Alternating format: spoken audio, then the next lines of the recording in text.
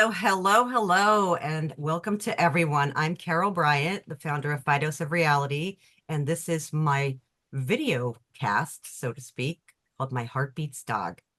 As you know, I like to interview people from all around the pet industry, the pet space, dog mamas, dog daddies, and today we've got one of the best dog mamas I know on the planet who's going to talk to us about why she adopted a very special girl, who this special girl is, and how you too could be changed by bringing a special girl into your life. Hi, Miss Maggie Marton. Hi, Carol. Thank you for having me. Thanks for being on the show. This is Maggie Marton, everyone, and I could probably give her so many different titles, all good ones. All- Maggie and I have known each other for a long time. Like, I don't know, More than a decade. more than a decade. Yeah, we've written a book together. We worked together and we're friends. And so Maggie and I were talking because she has a new family member and she's been telling me all these special things about the new family member. And I really think that the Fidos of Reality audience, spoiler alert, would just love to hear this story. It's one of those ones where go grab your favorite cup of tea or coffee or iced tea, sit back and just listen to this interview because I guarantee you, if you cry, it's going to be happy tears and you'll learn something and you'll be inspired. Because Maggie's got an Instagram account, as published authors do, and that we'll talk more about that. And she's been telling these stories about this fabulous new family member. And I thought, you need to come on my show and tell my readers or well, they read, but my followers. So, Mhm. Maggie, tell me a little bit about you, what you do, where you're from. Well, I am from the Indianapolis area. That's where I live now. I write about mostly dogs and cats. I have a blog, ohmydogblog.com. And I think for probably at least 10 years, probably more than that, Carol. We've been in this world of dog blogging and writing about all things pet and vet medicine and all that kind of thing. And it's the perfect way to make a living as a crazy dog lady. Yeah, and I agree with you. And I think Crazy Dog Lady has become so much a part of pop culture. It's now the norm to be a crazy, Yeah. lady, you know. Oh, yeah. And what is your blog? It's ohmydogblog.com. Brilliant, brilliant. Because like you type in "oh my dog" and you're like number one. Like Well, forever. and we are the OGs. I mean, we've kind of stuck it out through a lot of ups and downs of blogging. Yes, yes. And I It's from think back in the day. We were blogging before blogging was even cool. It was like, I know. And I think you're probably in the same boat too, but I started writing about dogs because I was already obsessed with my dogs. At the time I had two, Emmett and Lucas, and I just started chronicling everything we were going through. And it was two very different stories. With Emmett, it was therapy dog training and being a working dog. And with Lucas, it was a lot of reactive dog stuff. And you know this better than anyone. Once you start sharing your story, people find you because they are living those same experiences, and they maybe don't spend as much time as you and I do researching these things, and they don't have access to the veterinarians we talk to and that kind of thing. So by putting it out there, at least in my experience, it brings this incredible community together of people who love dogs as much as we do. mhm. And just sharing my stories has allowed me to, first of all, help others, which is just incredible to feel like, you're helping other dogs live better lives. Right.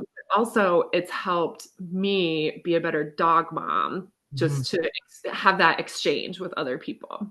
Right, right. I agree. And you said Lucas and Emmett. Were they were your rescue dogs? What kind of dogs were Lucas and Emmett.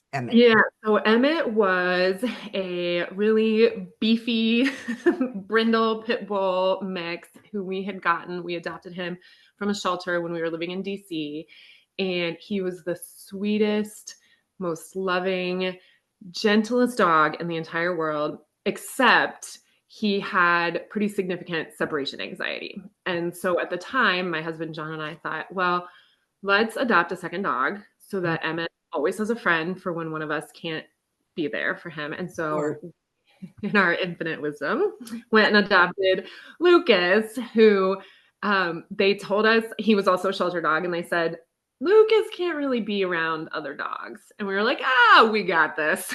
and it turns out he couldn't really be around other dogs except for Emmett, because Okay. Emmett's so solid and so steady that Lucas would just act foolish and Emmett would be like, puppies, and just kind of ignore him. But Right. that's kind of where all this started. And when we moved from DC to Indiana, Hmm. I just thought I need to start writing about all this. And that's where it began. It's amazing. And I know just if your experiences are similar to mine, like people know you by your pets. You're Maggie, your Maggie is your name, but now it's like you're Lucas's mom, or Yeah. I was Dexter's mom, and and and this isn't a really a chat about pet loss, but when you're, as dogs and cats do, inevitably will probably outlive them. But I Yeah. feel like their legacy lives on through our words, through everything. Like to this day, people will talk about a dog I had 30 years ago because now I wasn't blogging 30 years ago, but through the magic of social media, you could bring all of your images and pictures and share. And now people say, oh, I had a dog that looked like your Brandy, and that just makes me feel like their legacy lives on, Maggie. How about you? Yeah.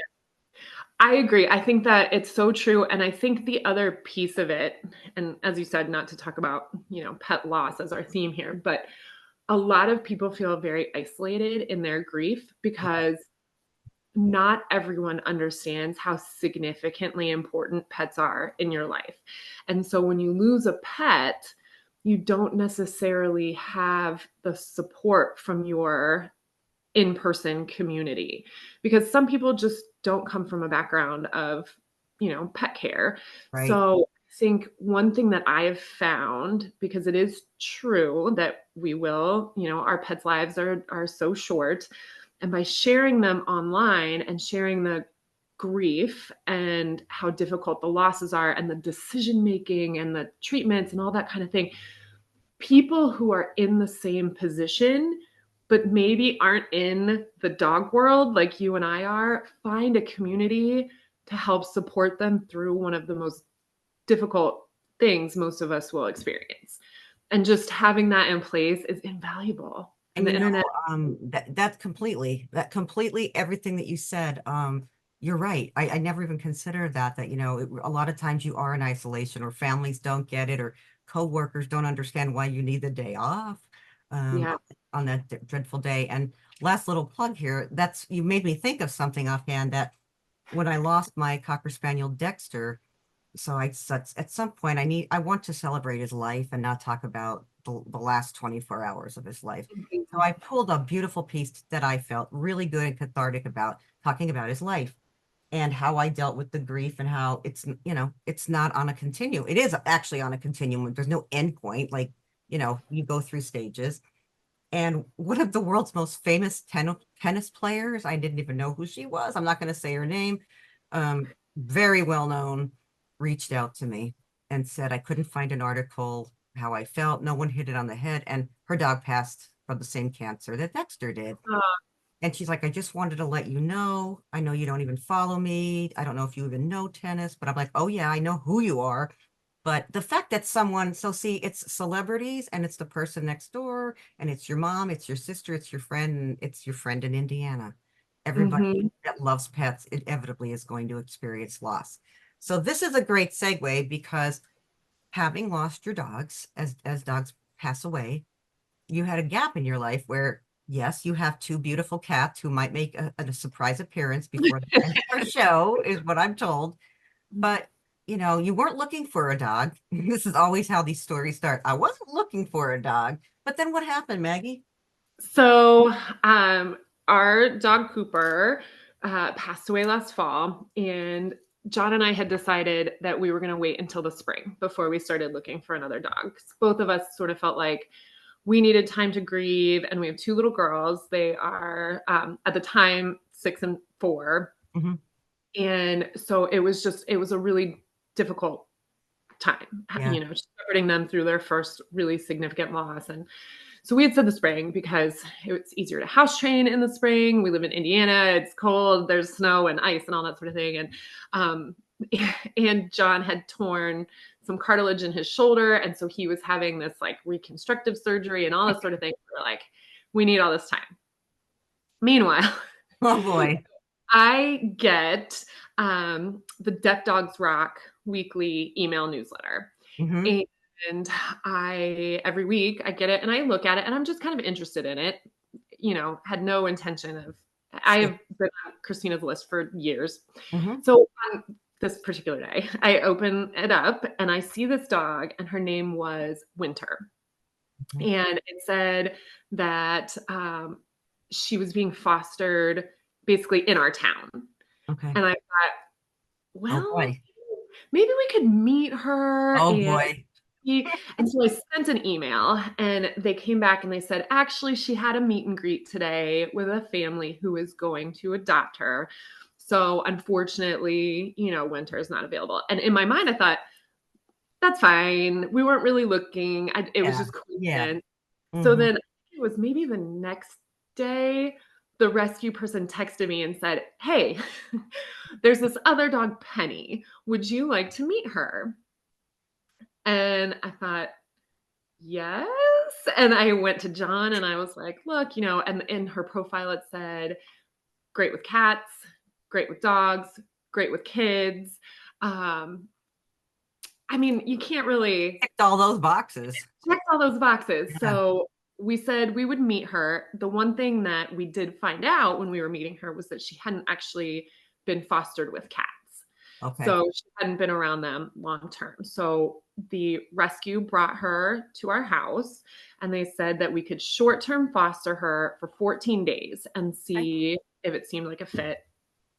And literally that night, I was like texting her, like, just send the adoption Okay. paperwork. Oh my God. What? Danny is Oh staying. my God. I mean, if you had to, that's rough to sum this up, but what was that light bulb that went off that made you text and say, yeah, foster fail after a few hours? So within hours, Within hours, yeah. not even the first night. So Violet, who is now 7, has had a tough time in first grade, and she was struggling with a lot of the social aspects of school and some of the she was just really having a difficult time. And one of the first things that Penny did was Violet was sitting on the couch and Penny climbed up and laid across her lap and gave her a little lick. And Violet was like, she loves me. And I was like, she's staying. Oh my God. Penny, sure enough, really just, especially in the beginning, Violet was her buddy. And it was over their winter break from school. So they were home. And when Violet would be watching a movie or something, Penny would just climb up and snuggle with her. They would lay on the couch together. And it just really, it helped Violet feel really good. And it was a kind of a natural way to ease Penny into the house, Sure. that there was instant connection between her and, not that dogs in general, I feel like little kids can be tough Sure. because they can be unpredictable and they Yeah. can be loud. Yeah. But it just, that didn't happen. And it does help the loud piece that Penny is deaf. So Yeah, I was gonna I say, if you could describe Penny, a photo, or show us Penny, because I think for people to get an image of, is this a Yorkshire Terrier we're talking about, or what? Tell me a little. yeah. You show us So Penny. she is here, but she's asleep. So I don't know if she's Asleep. She's more like, she's just melted into that couch. leans into the couch. She's got all these brown spots on her hind corner, but the rest of her is white. She is DNA test. DNA test. what You did DNA testing on her? we did. So she is a Catahoula leopard dog and Yes. pit bull mix with a little bit of other hound and stuff in there.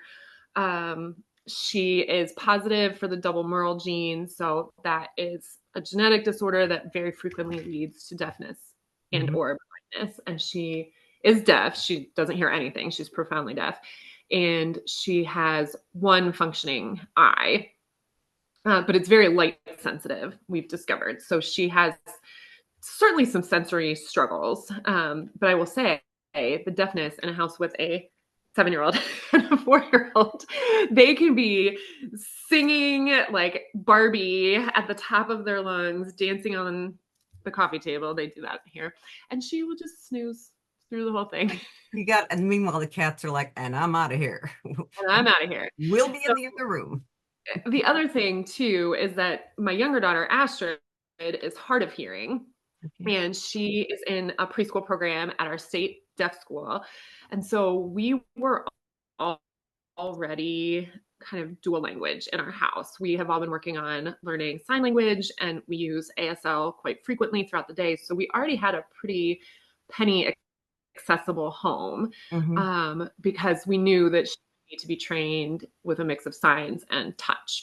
Right. So we've been working on that, and it is really empowering for the girls to sign with her.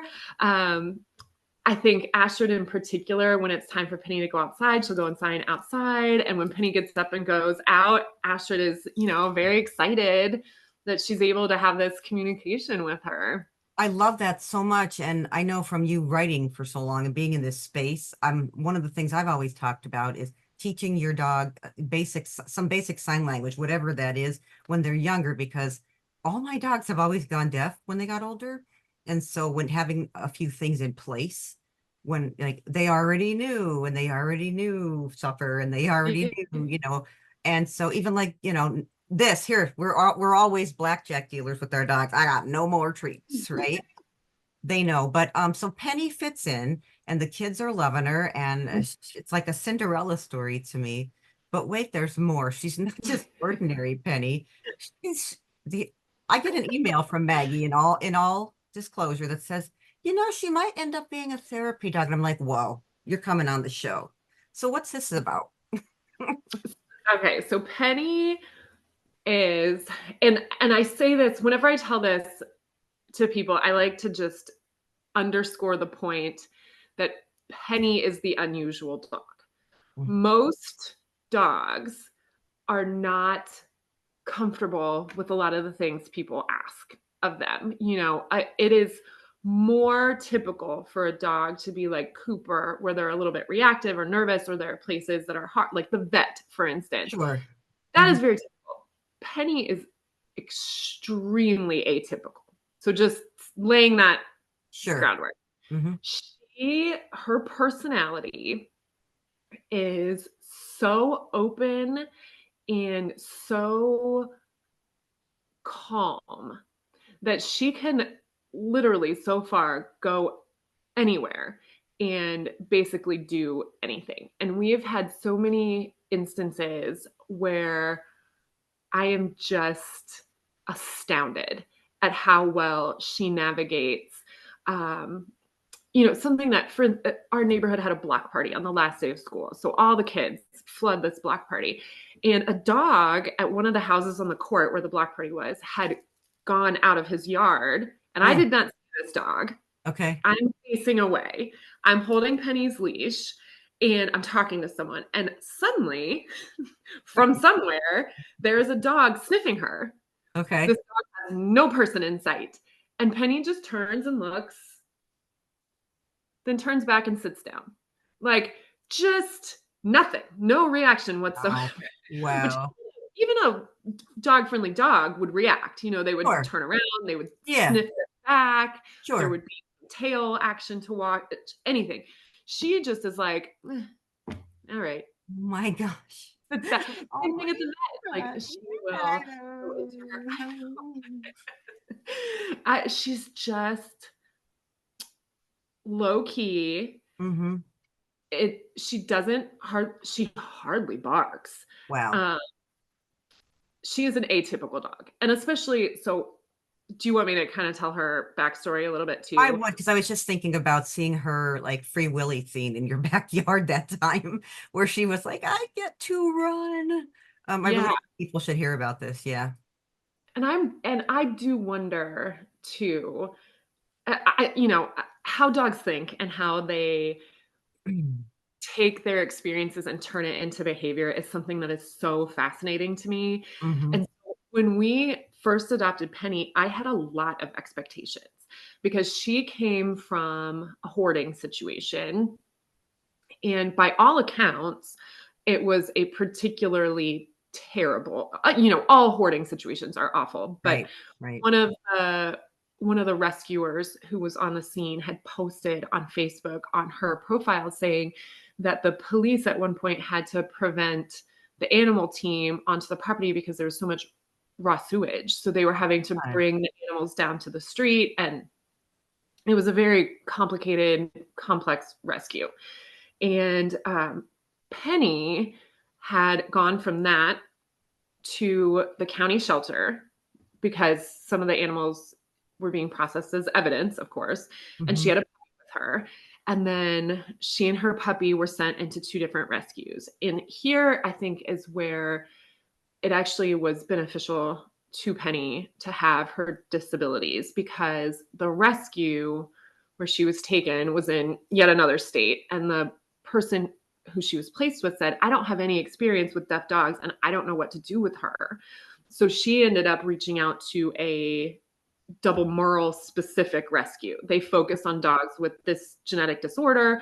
So they have Hmm. a ton of experience with deafness, with blindness, with deaf blind dogs. And so Penny luckily got plucked from the system essentially to go into a specific rescue. And then that's where we found her. But in my experience, from the dogs that we've had, and then just my experience as a volunteer and animal welfare, and having worked with dogs who had been pulled from a hoarder, I had a lot of expectations. I Sure. thought she's going to need a ton of time Hmm. to unwind and to feel safe, which she certainly did. Hmm. But I thought we were going to be working on a lot of behaviors. I thought she was going to have behaviors, and Right. she's Right. That's amazing. um, it is amazing. And I've been kind of digging into researching a lot of this, as we do, Sure. when we talk about this stuff. And I'm really curious about dogs specifically from situations where they are kept with many animals. And I'm curious, and I don't have the answer yet. So here's my curiosity. And if any of your readers or viewers have insights, Yeah. comment. I Yeah. need this.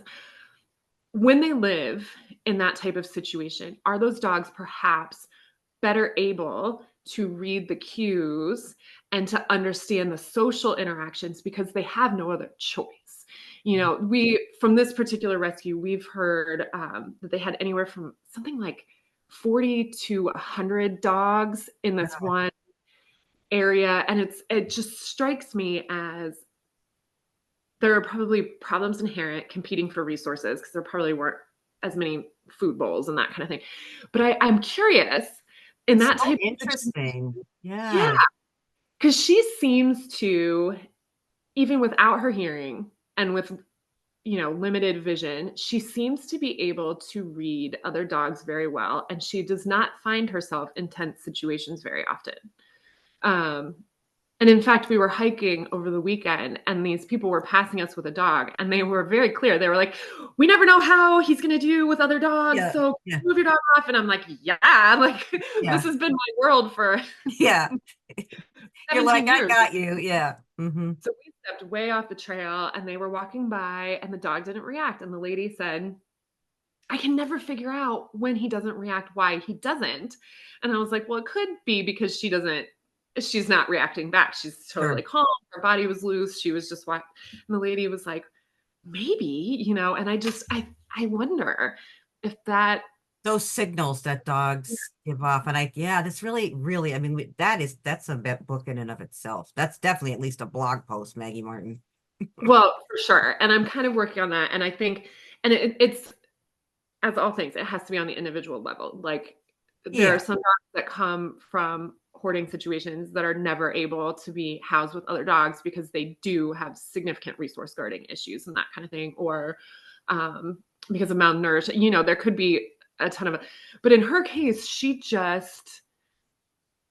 is so open to new experiences. And when I unhook her harness, she runs to the door and sits down with her tail wagging. Like, where do I God. get to go now? What do I get to do next? What am I going to? And we've done a lot of mat training, and her mat is in this one specific bag. And when I get her bag, she's like beside herself with Can excitement you to say what see. mat training is briefly for those who don't know? Yeah, so there is a whole protocol. It's called the relaxation protocol, where it's this very prescribed set of steps you take to get your dog to feel relaxed on one spot. And it Mm, can be a towel, a blanket, a roll up mat, anything that is portable and only used for this task. mhm. So once you have completed the protocol, your dog is really conditioned to just chilling out on this mat. So then you can go to get a coffee at a cafe and you unroll the mat and your dog has been conditioned to say, "Oh, cool." And they go and they lay down and you give treats and that kind of thing. So we've been working through that with her. And when she sees her mat, she's like, "Yes, I I get love to go." that. I And love that. And you did take her, didn't she go out to breakfast and she was on a patio with you all and she did very yeah, well? there were two other dogs on the patio and she just was she could not believe that there was food and people to pet her and she was just Aw. like, so I ordered her a scrambled egg, and so we were getting her breakfast, and she was just so happy. And a couple times she tried to jump into John's lap to like look around, but most of the time she stayed on her mat. And yeah, she's a pretty cool customer. This really is Cinderella. I mean, Mhm. from yeah, on so many levels. Modern day Cinderella. Does she what's next for her? Because in these last like 5 minutes or so, I want people to know what's next for her, how they could, why they might want to bring a rescue dog into their lives. Because I advocate for both. I think we need really good rescues and really good breeders because inevitably those pretty much are our choices unless we take in a homeless animal from the streets. And I'd love for people to know how you have big news. So I want to announce that as well for something that's forthcoming next year. And just how people could stay in touch with you because when that blog post comes out, oh, my dog blog is such a treasure trove of precious stories, a slice of life, but also hands-on training tips and things that you can do with your dog in understandable terms that you don't have. Maggie, I think you would admit you are frugal, right? Like you would say that, on the end of you don't need to spend $1,000 to train your dog, you know, No, kind of thing. And no, I mean, you don't need to spend any money to train your dog other than buying treats. I mean, and or even treats can be really inexpensive because you can just get hot dogs and cut them and up. you have all that, and there's such, I mean, you like you said, you're OG, and there's a lot there. So, okay, number one, what's next for Penny? Okay, so we have done 2 rounds of group training classes at a, training center here in town, and she did beautifully. She still has a lot of foundations to learn. I think the trick for me has been learning how to work on cues with not using a clicker. I'm like the biggest Yes. proponent of training, but all of the principles are the same. It's just you need a different marker. And one of the things that I'm working on right now with her is because of her vision as well. I need shared attention. I need her to be looking at me, or else we use yes. This is how you sign yes Okay. as her click. That's, we Oh, sign yes. nice. Nice. But if she's not looking at me, she doesn't get the mark. So even though she's now learned sit and she's working on down, we need to have that shared gaze. And so what I'm working on with her is reinforcing her checking in with me. And she's doing beautifully. We still have a ways to go. She's still like, she's a dog, so it's gonna Sure. take a lot of repetition, but Sure. that's kind of what we're working on now. And my hope is that over time, when we get these really solid foundations in place, that we can start training for her therapy dog. Um, because she is so even keeled and she's great with kids and so far great with dogs and cats, and she's actually pretty scared of the cats. I think that she could be a great ambassador to talk about disability and talk about, um, especially with kids, how to approach and address differences and how we all develop. And we experience a lot of that firsthand with Astrid.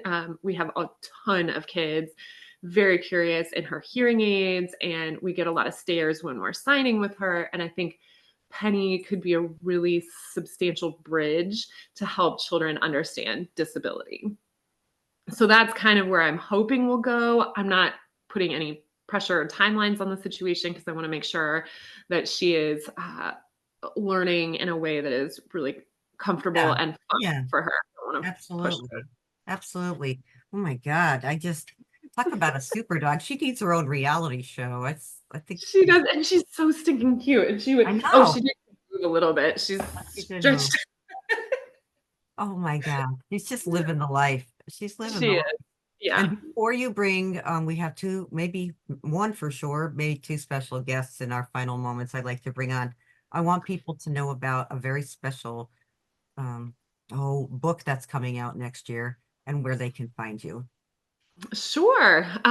Yes. So I have a book coming out. I think it's slated for the end of February 2025. It is called For the Love of Dog, and it combines all of the stories of Emmett and Lucas and Cooper and some other dogs who have come in and out of our lives with the latest research in canine cognition, how dogs think, how they have evolved to be our best friends. There's so much science right now about why humans and dogs are so connected. And I like to say that we are buddies on an evolutionary level. Amazing. And in the book, I kind of tease out some of the research and I overlay it with stories of my boys and, in fact, another a hoarding case that I had worked on as a volunteer and things like that are woven throughout to just bring that science to life.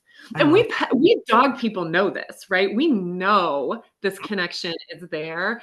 And I think now the research and the science has come so far that we have hard data to show that humans and dogs are just meant to be, that we Yeah. So for because the folks who are like, I don't know. Uh-huh, science agrees. science is there. Yeah. Science caught up. Science knows what we've known for like, Mhm. thousands of years. Okay. Yeah. Where can they find you then? We said, oh my dog. What's the actual website? So it's ohmydogblog.com.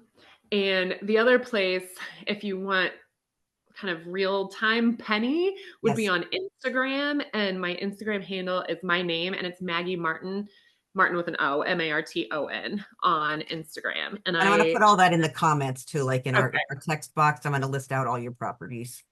Yeah. Yeah. And I want that's to follow where, Penny there. That's kind of like the Penny story and just all of your different comings and goings. Before we got on this call, you guys, I said to Maggie, I love her and I feel like I know her so well just from, and I'm continually astounded by her. I'm not surprised that she found her way into your family. I think she's where she's meant to be.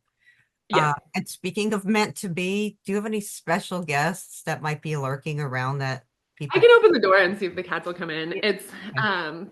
you could kind of say, well, I'm stepping aside about their lunches in 10 minutes. So Yeah, Maggie has informed me that her cats eat promptly at 11 a.m. and we are 10 minutes out from that here on the East Coast. And so they will probably have been lurking at her door. And I'm not a cat mama, but she tells me that cats have a fun way of letting you know that it's time to eat. yeah, so I just opened the door. So if John has not fed them already, they will come in here. They tend to, well, first of all, Ripley will meow in a very forceful way to say, I'm so hungry. And they start this at like 10:30, maybe. Honey, Newt will go in front of her cabinet. Pretty much whenever I'm on a Zoom, one of them, they like to sit right here. I can attest. I've seen it Yeah. a few times. And I usually keep a little bag of treats in my desk drawer so that when they do, I can open that and toss a treat. But what has happened, and anyone who trains animals knows, is that now they know, well, if I sit right here, I get the treat.